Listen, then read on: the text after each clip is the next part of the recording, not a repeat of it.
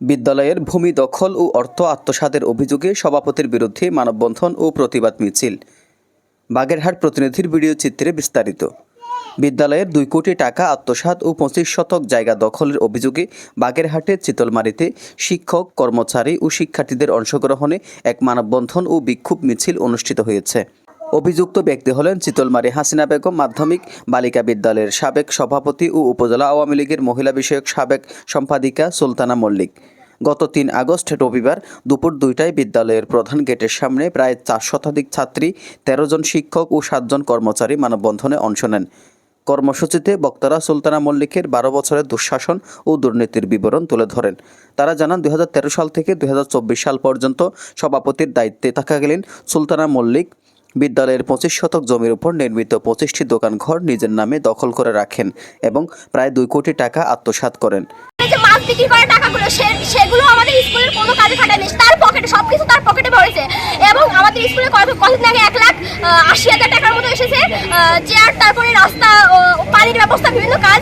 তার 1 টাকাও তিনি আমাদের উন্নয়নের কাজে খাটায়নি, বরং তার পকেটে ঢুকিয়েছে। আর অন্যান্য স্কুলের দিকে তাকিয়ে নিজেদের স্কুলের দিকে তাকালে খুবই কান্না পায়। আগে ভাবতাম, যে সময় ছোট ক্লাসে পড়তাম, যে আমাদের স্কুলের ওই অবস্থা হয়তো আমাদের বাজেট কম, কিন্তু ঠিক তা না। আমাদের বাজেট ঠিকই ছিল, কিন্তু আমাদের প্রাক্তন সভাপতি সেই বাজেট অনুযায়ী আমাদের এই উন্নয়নগুলো করিয়ে দেন। এমনকি সে পানির ব্যবস্থা করেনি, আমাদের পানির জন্য টাকা এসেছিল, আমাদের রাস্তা করার জন্য টাকা এসেছিল। তারপরে এই যে আশেপাশে যে দোকানগুলো দেখতে পাচ্ছেন, এই সবগুলোই কিন্তু আমাদের স্কুলের জমি, কিন্তু এইগুলোর ভাড়া তিনি প্রত্যেক মাসে মাসে নিজের পকেটে ঢুকায়। কেন আমাদের স্কুলের জন্য কিছু করা যায়? বিদ্যালয়ের প্রধান শিক্ষক শৈলেন্দ্রনাথ বারৈ ও সহকারী প্রধান শিক্ষক মোহাম্মদ শামীম হোসেন বলেন, এই অনিয়মের বিরুদ্ধে আমরা প্রশাসনিক প্রতিবেদন জমা দিয়েছি এবং শিক্ষার্থীদের সাথে নিয়ে মাঠে নেমেছি। দাবি আদায় না হওয়া পর্যন্ত আন্দোলন চলবে। কিন্তু তার 1 টাকারও কোনো কার্যক্রম তিনি করেন নাই। তিনি তাকে বললে তিনি বলেন যে আমার ক্ষমতা দাবটে, আমার ক্ষমতা আছে বলেই আমি টাকা খেয়ে চলছি, আপনারা পারলে কিছু করেন।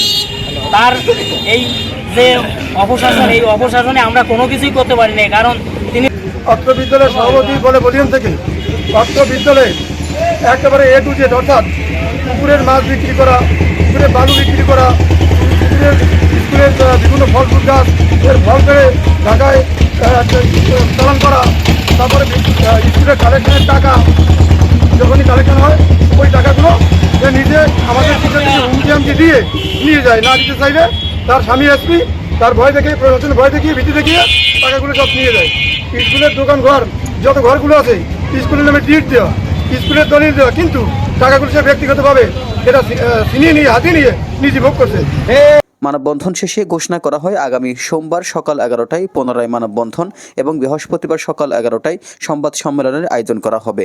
অন্যদিকে অভিযুক্ত সুলতানা মল্লিক নিজেকে নির্দোষ দাবি করে মুঠোফোনে বলেন, আমি কোনো দলের সাথে জড়িত নই, আমি সাবেক উপজেলা মহিলা ভাইস চেয়ারম্যান ছিলাম।